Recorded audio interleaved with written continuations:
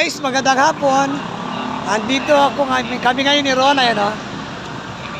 Sa 13 Martires City.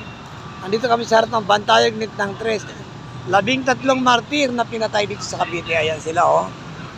Ang isa, may natatandaan akong pangalan dyan. May si Concho Osorio, Hugo Perez. Tatlo pa lang natandaan ko. Ang iba nalimutan ko na yun.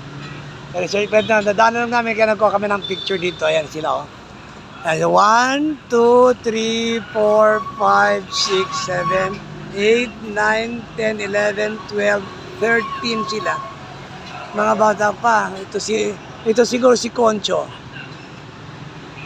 Ayan, siguro siya. Ayan siya. Kaya ano kami.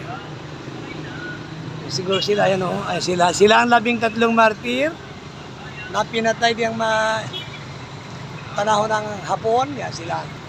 In-execute sila. Yan o. Sila yan. Ayan o sila o. Ayan o. Sila ang 13 martir. Ang likod nito guys, sa likod ko ito, sa likod ko na yan. Yan, sa likod ng pantayog na ito kaya ang 13 Martires. 13 Martires City Hall. Ayan. So yun lang guys, bababa na kami at nauulan na.